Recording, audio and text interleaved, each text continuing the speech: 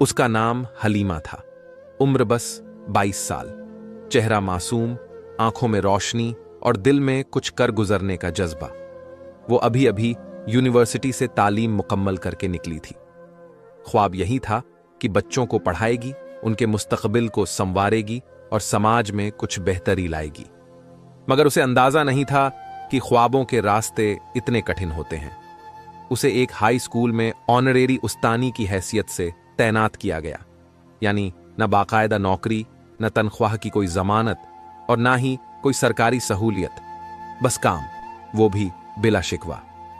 पहले ही दिन जब वो स्कूल पहुंची तो सब कुछ एक अजनबी दुनिया जैसा लगा।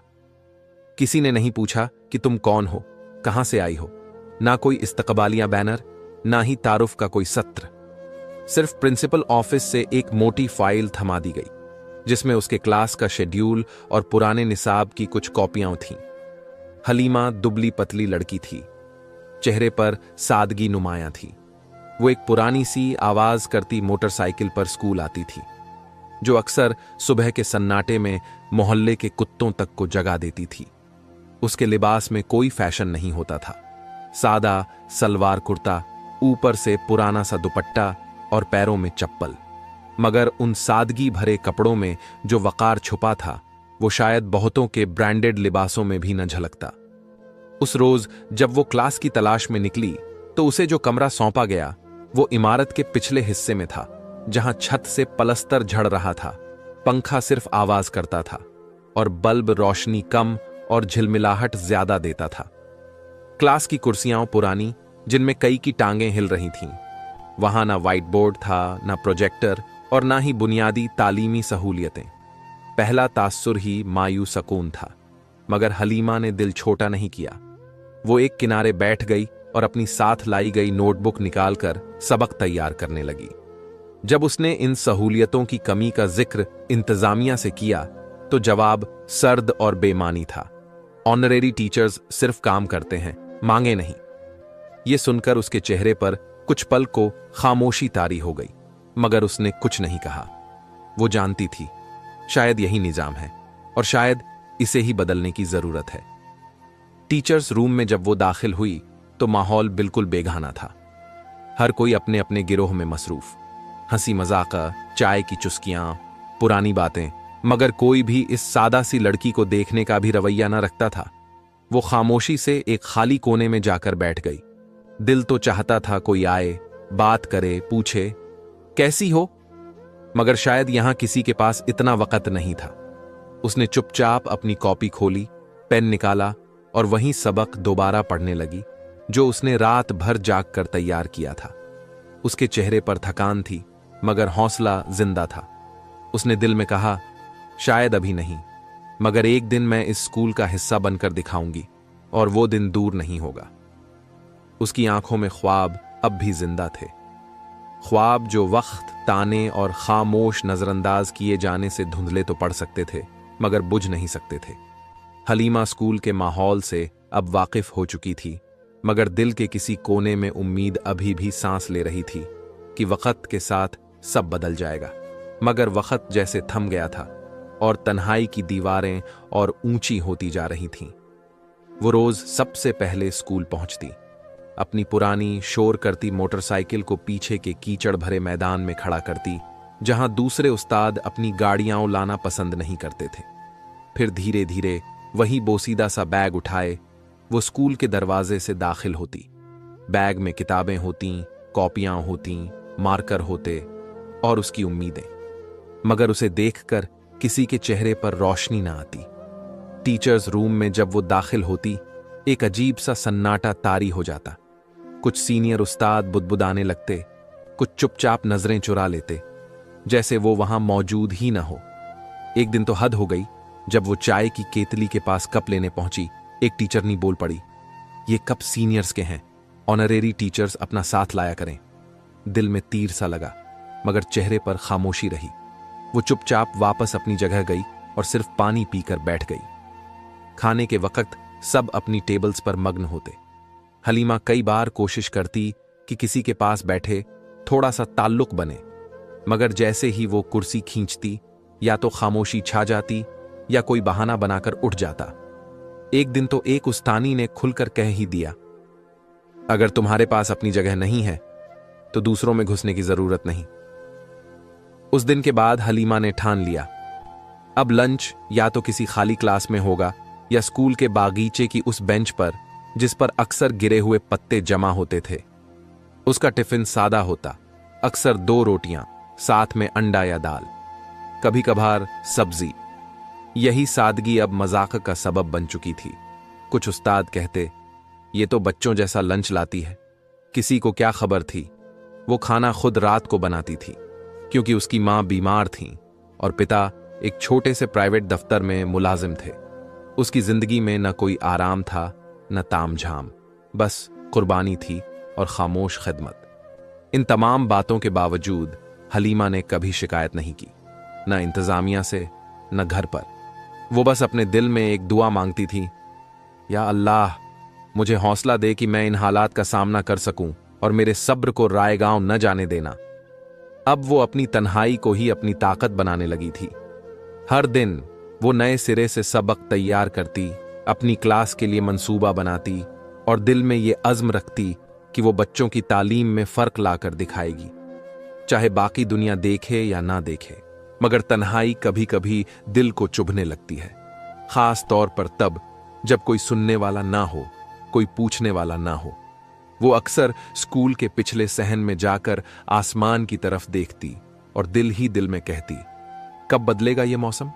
कब कोई मुझे सिर्फ मेरी सादगी के बजाय मेरे काम से पहचानेगा? उसके सवालों का कोई जवाब नहीं आता, मगर वो जानती थी जो लोग खामोशी से लड़ते हैं उनकी जीत सबसे बुलंद होती है।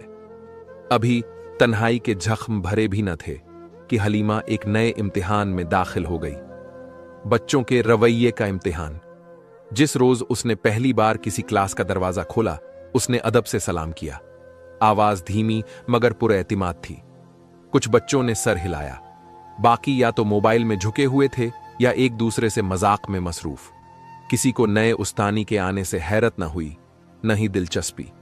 हलीमा ने अपना नाम बताया, तालीमी बैकग्राउंड भी मुख्तसरन बयान किया और कहा, मेरी कोशिश होगी कि हम सीखने के इस अमल को आसान, दिलचस्प और नतीजा खेज बनाएं। मगर उसकी बातों का कोई असर न हुआ। एक लड़की जोर से कहने लगी, मैडम यहां सब यही कहते हैं, मगर पढ़ाते ऐसे हैं जैसे लोरियां सुना रहे हों। पीछे बैठे कुछ लड़के कहकहे लगाने लगे। क्लास में न कोई अनुशासन था न तज़क्कुर। जब हलीमा ने बोर्ड पर पहला सबक लिखना शुरू किया तो एक लड़का बिना इजाजत के बाहर जाने लगा। हलीमा ने नरमी से रोका, बेटा पहले इजाजत ले लिया करो। लड़के ने तंजिया हंसी के साथ जवाब दिया, मैडम आप कौन सी प्रिंसिपल हैं जो हमें रोकेंगी? पूरी क्लास हंसी से गूंज उठी। दिल किया कि सब छोड़कर बाहर चली जाए, मगर हलीमा ने खुद पर काबू पाया। उसने एक गहरा सांस लिया और सबक जारी रखा। कुछ लड़कियां ऊंची आवाज में आपस में बातें करती रहीं और कुछ बच्चे आंखों पर बाजू रखकर सोने का बहाना करने लगे। एक लड़का बोला, बोर कर दिया है, सिर्फ लिखवाए जा रही हैं, यह पढ़ाना थोड़ी हुआ। ऐसा महसूस हो रहा था जैसे वो उस्तानी नहीं, मजाक का निशाना है।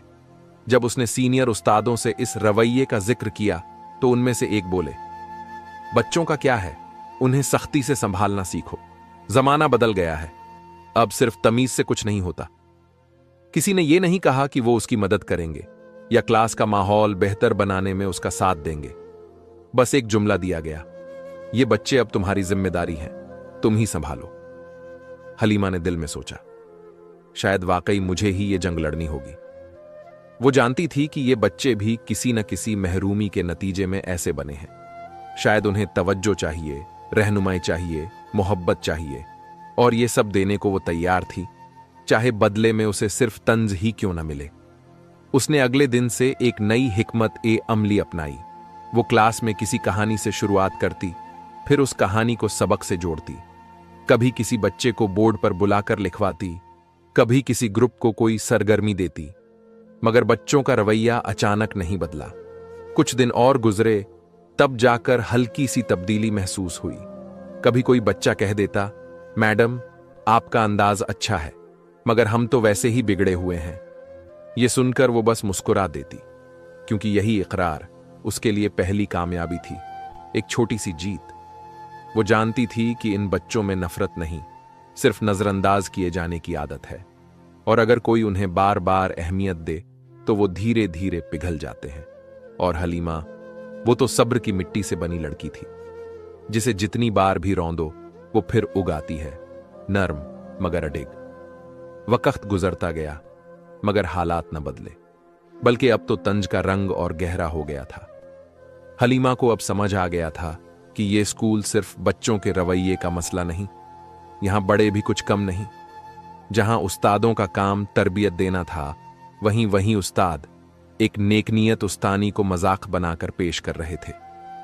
एक रोज सुबह जब वो हमेशा की तरह अपनी मोटरसाइकिल से उतरकर टीचर्स रूम में दाखिल हुई, एक मर्द उस्ताद ने जोर से कहा, अरे वो पुरानी मोटरसाइकिल वाली मैडम आ गई। दूसरे ने बात लपक ली और बोला, लगता है जैसे किसी रेहड़ी वाले ने क्लास पकड़ ली हो। पूरा कमरा कहकहों से भर गया। हलीमा चंद लम्हों के लिए ठिठक गई। उसने सबके चेहरे देखे, हंसते हुए, जैसे किसी दुश्मन को नीचा दिखाकर कोई जंग जीत ली हो। वो खामोशी से एक खाली कुर्सी की तरफ बढ़ी और वहां बैठकर अपने कागजात निकालने लगी। उसके चेहरे पर किसी शर्मिंदगी का असर न था, मगर अंदर ही अंदर उसका दिल चुपचाप लहूलुहान हो रहा था।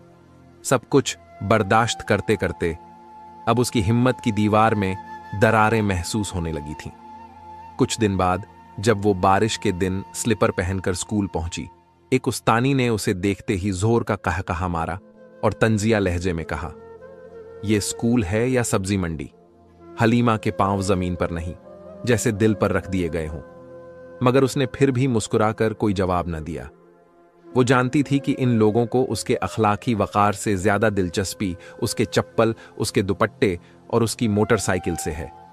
उसकी सादगी, उसका पर्दे में लिपटा दुपट्टा, उसकी खामोशी, सब कुछ इन लोगों के लिए एक तमाशा बन चुका था। अगर वो कुछ कहती तो कहते बदतमीज है, अगर खामोश रहती तो कहते मगरूर है। वो किसी भी झाविये से उनके मयार पर पूरी नहीं उतरती थी, क्योंकि उसने कभी चापलूसी करना नहीं सीखा था।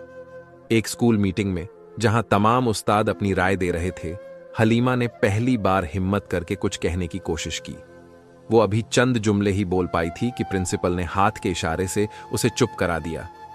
ऑनरेरी टीचर्स सिर्फ सुनने के लिए होते हैं, बोलने के लिए नहीं।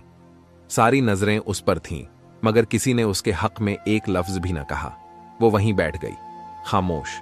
एक बार फिर कई दिन ऐसे गुजरे जब वो खुद को नापसंद किया गया महसूस करने लगी। न कोई उसकी बात सुनता, न उसके काम की तारीफ करता।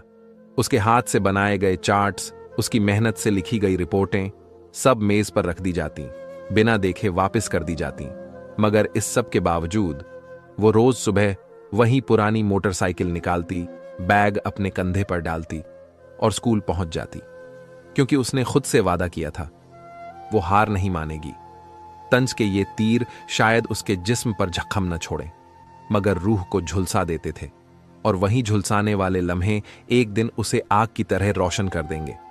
उसे यकीन था, जब अंधेरा गहरा होता है तो मामूली सी रोशनी भी सूरज लगती है। हलीमा की जिंदगी में भी ऐसे ही वक्त में, जब उसे लगने लगा था कि शायद यहां कोई उसकी सच्चाई को पहचानने वाला नहीं, दो ऐसी हस्तियां सामने आईं जिन्होंने न सिर्फ उसका हौसला बढ़ाया, बल्कि उसके दिल के जख्मों पर मरहम भी रखा।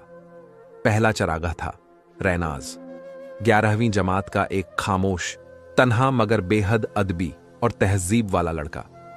वो हर रोज सबसे पहले क्लास में आता और सबसे आखिर में जाता। दूसरे बच्चों के उलट न चीखता, न हंसता, न उस्तादों से बेअदबी करता। वो हमेशा अपनी जगह पर बैठकर खामोशी से नोट्स बनाता। हलीमा ने एक दिन महसूस किया कि रैनाज उसकी बातों को न सिर्फ गौर से सुनता है, बल्कि जब वो बोर्ड की तरफ मुंह करती है तो वो क्लास में निजाम बनाए रखने की कोशिश भी करता है। एक दिन जब क्लास के एक लड़के ने फिर से हलीमा पर तंज किया तो रैनाज पहली बार बुलंद आवाज में बोला, बस करो, ये हमारी टीचर हैं। जितनी इज्जत ये आपसे डिजर्व करती है, उतनी शायद आपको कभी किसी से नहीं मिली होगी। कम से कम अपने रवैये पर शर्म करो। क्लास में सन्नाटा छा गया। सब चौंक कर रैनाज की तरफ देखने लगे, जैसे वो पहली बार बोला हो। हलीमा ने उसकी तरफ देखा। उसकी आंखों में संजीदगी थी, दर्द था और शायद इस जुल्म को सहने की कुछ पुरानी यादें भी। उस दिन के बाद जब भी हलीमा स्कूल आती, रैनाज सलाम करता, दरवाजा खोलता और कभी कभी उसकी कॉपी उठाने में मदद भी कर देता। वो बहुत ज्यादा नहीं कहता था, मगर उसके बर्ताव में अदब था और खुलूस साफ झलकता था। दूसरा चरागा था हमाद साहब, दरमियानी उम्र के, सादा तबीयत और गहरी सोच वाले उस्ताद, जो अक्सर कम बोलते मगर जब बोलते तो सीधे दिल पर असर होता। वो हलीमा को कभी बेइज्जत नहीं होने देते। जब बाकी उस्ताद तंज कसते, वो खामोशी से उसके साथ बैठ जाते। जब हलीमा मीटिंग में कुछ कहना चाहती तो वो दबे लफ्जों में उसके हक में बात कर देते। एक दिन जब हलीमा बहुत परेशान होकर स्कूल के बागीचे में अकेली बैठी थी, हमाद साहब वहां आए। हाथ में चाय का एक अतिरिक्त कप था।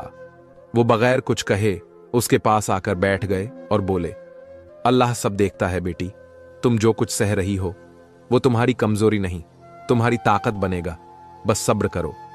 खामोशी एक दिन गूंज बन जाती है। वो अल्फाज जैसे उसके दिल की गहराई में कहीं दरार को छू गए। हलीमा की आंखों में नमी आ गई, मगर उसने सर हिलाकर चाय ले ली। वो लम्हा उसके लिए बहुत कीमती था, जैसे किसी अजनबी शहर में अचानक कोई अपना चेहरा नजर आ जाए। अब स्कूल का सफर बिल्कुल तन्हा नहीं रहा था। रैनाज और हम्माद साहब की मौजूदगी उसके लिए ढाल बन चुकी थी। बाकी दुनिया कुछ भी कहे, मगर इन दो रोशनी के चरागों ने उसका यकीन मजबूत कर दिया था कि अब भी दुनिया में इंसानियत बाकी है। और यही यकीन आने वाले तूफानों का सामना करने के लिए काफी था। उस दिन हलीमा कुछ ज्यादा ही खामोश थी। वही पुरानी मोटरसाइकिल, वही दुपट्टा जिस पर वक़्त की थकन भी थी और खुददारी भी, मगर चेहरे पर एक गहरी संजीदगी थी। क्लासेस के दौरान भी वो कम बोल रही थी, मगर बच्चों के सवालों के जवाब पहले से ज्यादा सब्र और वजाहत से दे रही थी। जैसे दिल के अंदर कोई भारी बोझ छुपा हो जो लफ्जों से नहीं, बस निगाहों से झांकता हो। दिन के आखिर में उसे एक पैगाम मिला कि प्रिंसिपल साहिबा ने उसे दफ्तर में बुलाया है। हलीमा ने फाइलें समेटी और धीमे कदमों से वहां पहुंची। दरवाजा खटखटाया। अंदर से रूखा सा जवाब आया, आइए। वो अंदर दाखिल हुई। सामने मेज पर प्रिंसिपल बैठी थीं, चेहरा सख्त, अंदाज में सर्दी। उन्होंने उसे देखते ही बिना किसी भूमिका के कहा, सुनिए, हमें बच्चों की तरफ से कुछ शिकायतें मिली हैं, खासकर रैनाज नाम के लड़के से आपकी कुर्बत को लेकर। हलीमा का दिल धक से रह गया। उसे अंदाजा था कि एक दिन यह मामला इस मोड़ पर जरूर आएगा, मगर इतनी जल्दी और इतनी बदनीयती से ये उसने नहीं सोचा था। और साथ ही कुछ मर्द उस्तादों की तरफ से भी हमें इशारे मिले हैं कि आप गैर जरूरी तौर पर उनसे बात करती हैं। ये सब मुनासिब नहीं है, खासकर एक ऑनरेरी टीचर के लिए। बेहतर होगा कि आप खुद को सिर्फ क्लास तक महदूद रखें। अल्फाज तीर बनकर दिल में उतरते चले गए। हलीमा ने पलकें झुकाए हुए बस इतना कहा, जी बेहतर। ना कोई दिफा, ना कोई वजाहत, क्योंकि वो जानती थी यहां अल्फाज की नहीं, मफरूजा सोचों की समाअत हो रही है। वो दफ्तर से निकली तो ऐसा महसूस हुआ जैसे किसी ने इज्जत के लिबास में खामोशी से छेद कर दिया हो। वो सीधा बागीचे की तरफ गई और एक कोने में जाकर बैठ गई। अगले दिन से स्कूल की फिजा जैसे और भी बदल गई। कॉपी मशीन का दरवाजा बंद मिला। आईटी रूम के इंचार्ज ने बहाना बनाकर निकाल दिया। यहां तक कि लाइब्रेरी में भी उसका नाम दर्ज होने से रोक दिया गया। ये वही स्कूल था जहां वो रोज वक्त से पहले आती थी, हर असाइनमेंट खुद तैयार करती थी और जिसने कभी किसी सहूलियत का तलबगार बनना गवारा न किया था। मगर अब उसे ये एहसास दिलाया जा रहा था कि वो यहां एक अजनबी है, एक नापसंद, गैर जरूरी वजूद। मगर सबसे हैरत की बात यह थी कि इन तमाम तब्दीलियों, तंजों और तौहीन के बावजूद हलीमा के अंदाज में, उसकी हाजिरी में और उसके तालीमी जज्बे में रत्ती भर भी कमी नहीं आई।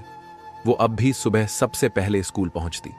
वही पुरानी मोटरसाइकिल, वही बोसीदा बैग, मगर अब एक इजाफा हो चुका था, खामोश दुआओं का।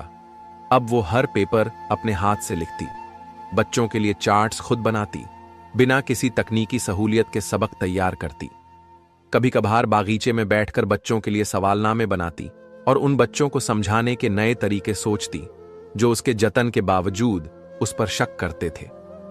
हमाद साहब ने जब देखा कि हलीमा अब और भी तन्हा हो चुकी है, तो एक दिन खामोशी से उसे एक छोटा सा कागज थमा दिया।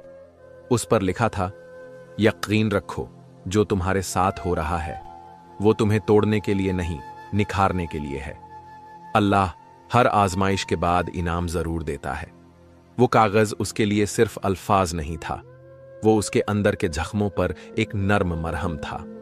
उस दिन के बाद हलीमा ने खुद से वादा किया, अब वो सिर्फ ये जंग नहीं लड़ेगी, बल्कि ऐसी मिसाल बनेगी जो बरसों याद रखी जाएगी। और यूं उसकी खामोशी का इनाम अभी पोशीदा था, मगर करीब था, बहुत करीब। उस दिन स्कूल के माहौल में कुछ गैर मामूली सी हलचल थी। सुबह से ही साफ सफाई ज्यादा हो रही थी, स्टाफ कुछ ज्यादा ही मुस्तैद नजर आ रहा था, और प्रिंसिपल का चेहरा खिलाफ ए मामूल सख्ती से संभला हुआ था।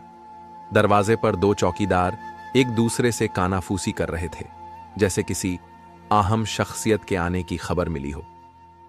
हलीमा हमेशा की तरह अपनी पुरानी मोटरसाइकिल पर पहुंची।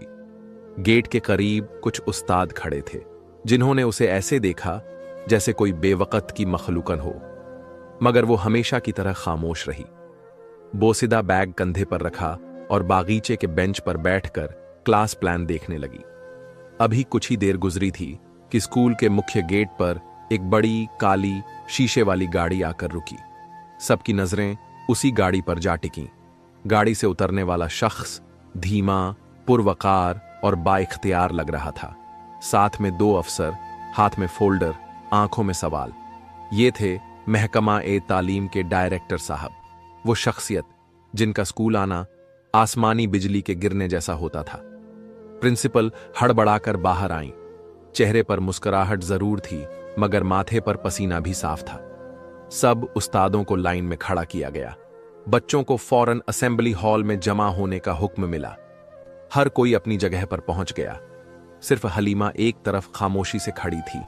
न किसी ने बुलाया, न किसी ने बैठाया, मगर वो वहां थी, गवाह बनकर।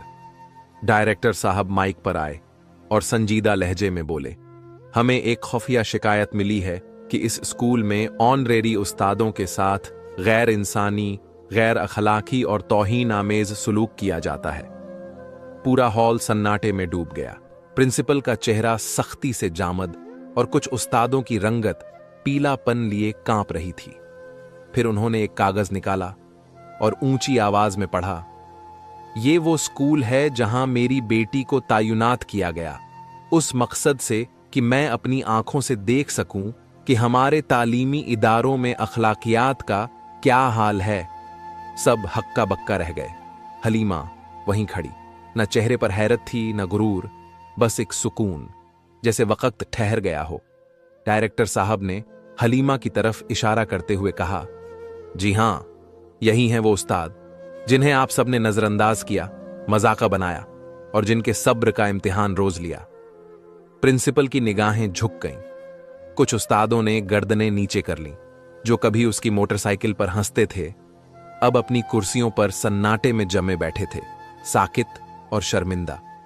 डायरेक्टर ने फिर कहा, यह महज एक जांच नहीं थी, बल्कि एक अखलाकी इम्तिहान था, और अफसोस से कहना पड़ता है कि आप में से अक्सर इसमें नाकाम रहे। पूरा हॉल जैसे धड़कना भूल गया। हलीमा की आंखों में हल्की सी नमी थी, मगर वो आंसू शिकस्त के नहीं थे, वो थे सब्र की गवाही। ये दिन हलीमा के लिए सिर्फ एक इंकशाफ का दिन नहीं था, बल्कि इंसाफ की पहली किरण था। वो दिन जब उसकी खामोशी गूंज बनकर सबके सामने आई। ऐलान की गूंज अभी थमी भी न थी कि पूरे हॉल में जैसे किसी ने हवा को थाम लिया हो। प्रिंसिपल, जो कुछ ही पल पहले तक डायरेक्टर के साथ फख्र से खड़ी थीं, अब उनसे नजरें भी नहीं मिला पा रही थीं। उनकी गर्दन झुकी हुई थी, होंठ सूखे और पेशानी पर पसीने की नमी साफ झलक रही थी। हलीमा, इस नाम ने जैसे सबकी सांसें रोक दी थीं। वे उसी सादी सी लड़की को देख रहे थे जिस पर महीनों हंसते रहे, जिसके लिबास, खाने, चाल ढाल और खामोशी को मजाक समझा, जिसे कभी किसी ने गंभीरता से लेना ही नहीं चाहा। किसी ने सोचा भी न था कि वह एक असरदार अफसर की बेटी है, और शायद अब उन्हें समझ आ रहा था, सादगी कभी कमजोरी नहीं होती, वो एक खामोश ताकत होती है जो वक्त आने पर सब कुछ बदल देती है। डायरेक्टर साहब ने हॉल पर नजर डाली और गहरे लहजे में बोले, मैंने जानबूझकर अपनी बेटी को बिना परिचय यहां भेजा था ताकि मैं देख सकूं कि क्या हमारे संस्थानों में इंसानियत बाकी है या नहीं। फिर रुककर ऊंची आवाज में कहा, और जो मंजर सामने आया है वो सिर्फ एक टीचर के साथ नाइंसाफी नहीं बल्कि पूरे तालीमी निजाम पर एक सवालिया निशान है। उनकी आवाज में वो दर्द था जो एक बाप अपने बच्चे की तौहीन देखकर सहता है, और वो गुस्सा भी जो एक रहनुमा अपनी कौम की अखलाकी गिरावट पर महसूस करता है। फिर उन्होंने सीधे प्रिंसिपल की तरफ देखा और कहा, मिस इफ़त, आपको फौरन मुअत्तल किया जाता है क्योंकि आपने एक टीचर नहीं, एक इंसान की तौहीन की है और पूरे स्टाफ के सामने उसे हकीर बनाकर इस संस्थान की इज्जत को रौंदा है। पूरा हॉल जैसे सन्नाटे में डूब गया। प्रिंसिपल ने कुछ बोलने की कोशिश की मगर डायरेक्टर ने हाथ उठाकर कहा, खामोश रहिए, अब आपको सुनने का वक्त खत्म हो चुका है। कई वो उस्ताद जो हलीमा पर तंज कसते थे अब नजरें चुरा रहे थे। कोई फाइलों में झांक रहा था, कोई कुर्सी पर झुक कर बैठ गया था और कुछ की आंखों में नमीयत थी, शायद शर्मिंदगी की या शायद अपने ही गिरेबान में झांकने की। फिर डायरेक्टर ने एक एक उस्ताद का रिकॉर्ड देखना शुरू किया जिन्होंने हलीमा के खिलाफ मनगढ़ंत रिपोर्टें दी थीं या तालीमी सहयोग से इनकार किया था। उनके तबादलों के आदेश वहीं पर तैयार किए गए। कुछ को दूर दराज के इलाकों में भेजा गया, कुछ को उत्तर के बर्फीले स्कूलों में। फिर डायरेक्टर ने वो जुमला कहा जो सबके दिलों में खंजर की तरह उतर गया, ओहदा वही बादब होता है जिसके साथ किरदार हो, वरना कुर्सी और गुरूर दोनों मिट्टी में मिल जाते हैं। फिर उन्होंने बच्चों की तरफ देखा जो ये पूरा मंजर हैरत से देख रहे थे। अब उनकी नजरों में भी हलीमा के लिए वही पुराना रुख नहीं था। कुछ ने शर्मिंदगी से सर झुका लिया, कुछ की आंखों में अफसोस था। इसी दरमियान हमाद साहब खड़े हुए और पहली बार सबके सामने बोले, मैं गवाह हूं कि ये टीचर रोज सबसे पहले स्कूल आती थीं, सबसे ज्यादा मेहनत करती थीं और सबसे आखिर में जाती थीं।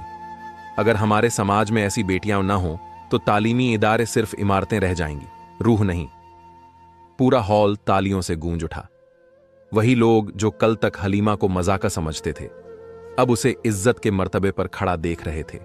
मगर हलीमा खामोश खड़ी रही, न गुरूर, न बदला, न ताना।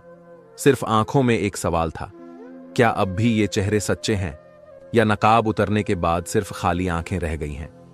ये वो दिन था जब किरदार ने लिबास को शिकस्त दी, सच ने निजाम को हिला दिया और हलीमा, वो सादी सी लड़की, अब एक मिसाल बन चुकी थी। कई महीनों से दबे अल्फाज, रोके गए आंसू और सब्र की इंतहा उस दिन जैसे सब लम्हों की हदें पार कर चुके थे। जब सब लोग हॉल में सर झुकाए बैठे थे, डायरेक्टर साहब ऐलान कर चुके थे, उसी वक्त हलीमा ने पहली बार माइक उठाया। पूरा हॉल चौंक गया। वही लड़की जिसे कभी बोलने तक नहीं दिया गया आज सबके सामने खड़ी थी। चेहरा पुरसुकून था मगर आंखों में सालों की तजलील, दर्द और खुददारी की चमक थी। उसने धीमे मगर मजबूत लहजे में कहा, मैं खामोश इसलिए रही क्योंकि मुझे शोर पसंद नहीं। मैंने जबान बंद रखी क्योंकि मुझे यकीन था कि एक दिन सच्चाई खुद बोलेगी। पूरा हॉल खामोश, हर लफ्ज दिलों में गूंजता हुआ। आप सब ने मेरे लिबास पर तंज किया, मेरी मोटरसाइकिल पर हंसे, मेरे खाने को मजाका बनाया, मेरी खामोशी को कमजोरी समझा और मेरे किरदार पर सवाल उठाए। मगर मैं चुप रही क्योंकि जो शख्स हक़ पर हो उसे किसी के लफ्जों से डरने की जरूरत नहीं होती।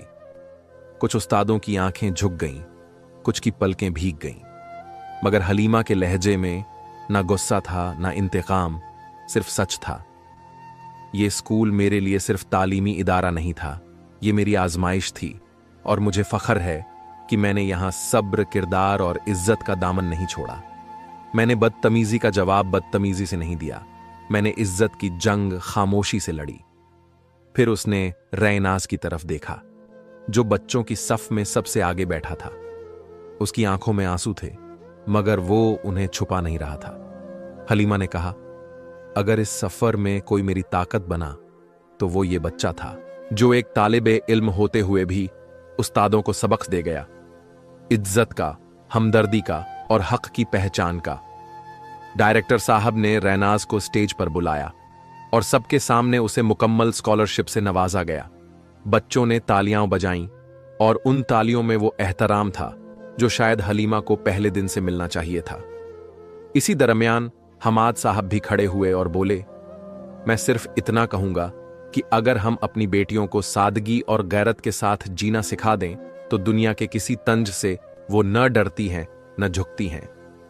हॉल एक बार फिर तालियों से गूंज उठा, मगर हलीमा अब भी खामोश खड़ी थी, जैसे उसकी खामोशी ही उसकी ताकत हो। फिर उसने आखिरी जुमला कहा जो सब पर बिजली बनकर गिरा, तुमने समझा कि मेरे पास कोई रिश्ता नहीं, पहचान नहीं, इख्तियार नहीं, मगर सच्चाई की ताकत न किसी रिश्ते की मोहताज होती है न किसी कुर्सी की। वो खुद अपना रास्ता बनाती है, जैसे पानी पत्थर का सीना चीर कर बह निकलता है। यह सुनकर डायरेक्टर साहब ने फख्र से कहा, हमें फख्र है ऐसी बेटी पर और शर्मिंदगी है उस निजाम पर जिसे बदलना अब जरूरी हो चुका है। वो दिन सिर्फ हलीमा की जीत नहीं था, वो दिन सच की, सब्र की और किरदार की फतह का दिन था। कई हफ्ते गुजर चुके थे, मगर उस दिन की गूंज स्कूल की फिजा में अब भी महसूस होती थी। हर क्लास में, हर राहदारी में, हर स्टाफ रूम में अब वही नाम इज्जत से लिया जाता था जिस पर कभी हंसा गया था, मिस हलीमा। स्कूल के रवैये में एक अजीब सी तब्दीली आ चुकी थी। वो उस्ताद जो कभी उसे सलाम करना भी जरूरी नहीं समझते थे, अब मुलायम लहजे में पेश आते थे। वो बच्चे जिनके लिए वो कभी सिर्फ बोरिंग मैडम थी, अब उसके इर्द गिर्द जमा होकर सवाल करते, मशवरे लेते और दुआएं मांगते। वक्त ने सच्चाई को उस ऊंचाई पर ला खड़ा किया था जहां तंज के तीर भी परछाइयां बनकर गिर जाते हैं। फिर एक दिन स्कूल में एक सादा मगर पुरवकार तकरीब रखी गई। हॉल सजाया गया था, बच्चों के हाथों में फूल थे और दीवारों पर एक बैनर टंगा था, सादगी में अजमत। हलीमा की इज्जत अफजाई। स्टेज पर डायरेक्टर साहब खड़े थे और उनके साथ एक नई शख्सियत जिन्हें आज बाकायदा स्कूल का नया प्रिंसिपल मुकर्रर किया जा रहा था, उस्ताद हमाद। तकरीब की शुरुआत में डायरेक्टर साहब ने माइक संभाला और कहा, आज मैं फख्र से ऐलान करता हूं कि मेरी बेटी हलीमा और उस्ताद हमाद का निकाह कुछ रोज पहले मुकम्मल हो चुका है। पूरा हॉल चंद लम्हों के लिए साकित हो गया। फिर जैसे मोहब्बत और खुशी की लहर पूरा मजमा लहराती चली गई। बच्चों ने तालियां बजाईं, उस्तादों ने मुस्कुराते हुए मुबारकबाद दी और वो लड़कियां जो पहले हलीमा पर हंसती थीं, अब आंखों में शर्मिंदगी और इज्जत का अक्स लिए खड़ी थीं। डायरेक्टर साहब ने बात जारी रखी, ये वो मर्द है जो खामोशी में भी अदल की आवाज बना, और ये वो औरत है जिसने सादगी में भी इज्जत की जंग जीती। मुझे फख्र है कि मेरी बेटी ने ताल्लुकात, सिफारिश या इख्तियार के बगैर सिर्फ किरदार और सब्र से अपनी जगह बनाई। हमाद साहब ने भी मुख्तसर मगर असरअंदाज बात कही, हम इस स्कूल को अब सिर्फ तालीमी इदारा नहीं रहने देंगे, बल्कि इंसानियत का गहवारा बनाएंगे। यहां हर उस्ताद को इज्जत दी जाएगी, चाहे वो ऑनरेरी हो या मुकर्रर, और हर बच्चे को यह सिखाया जाएगा कि उस्ताद का दर्जा मात्र ओहदे से नहीं बल्कि किरदार से होता है। तकरीब के बाद जब हलीमा क्लासरूम की तरफ बढ़ी तो वही लड़कियां रास्ते में खड़ी थीं जो कभी तंज करती थीं। अब उनके हाथों में गुलाब के फूल थे और आंखों में एहतिराम। एक लड़की ने धीरे से कहा, मैडम, हम सब आपसे माफी चाहते हैं। हमें एहसास है कि हमने आपको पहचानने में बहुत देर कर दी। हलीमा ने मुस्कुराकर फूल ले लिए और धीरे से जवाब दिया, कभी देर नहीं होती अगर दिल सच्चाई को कबूल करने के लिए तैयार हो जाए। इन दिनों स्कूल में एक नई रूह दौड़ गई थी। रैनाज, जो कभी एक खामोश लड़का था, अब स्कूल काउंसिल का सदर बन चुका था। वो बच्चों को हौसला देता, मेहनत की तरगीब देता और हर नए उस्ताद को हलीमा की कहानी सुनाता, ताकि वो जान सकें कि उस्ताद सिर्फ इल्म नहीं, किरदार भी सिखाता है। अब वही उस्ताद जो कभी सच्चाई से आंखें चुराते थे, अब हर हफ्ते बच्चों से अखलाकियात पर बात करते। स्कूल की दीवारों पर नए पोस्टर लगे थे जिन पर लिखा था, उस्ताद की इज्जत, इंसानियत की पहली सीढ़ी है। और हलीमा, वो अब भी सादा कपड़े पहनती थी, वही दुपट्टा, वही खामोशी, मगर अब उसकी खामोशी में ताकत थी, उसकी चाल में वकार, और उसकी आंखों में वो सुकून जो सिर्फ हक़ पे खड़े रहने वालों को नसीब होता है।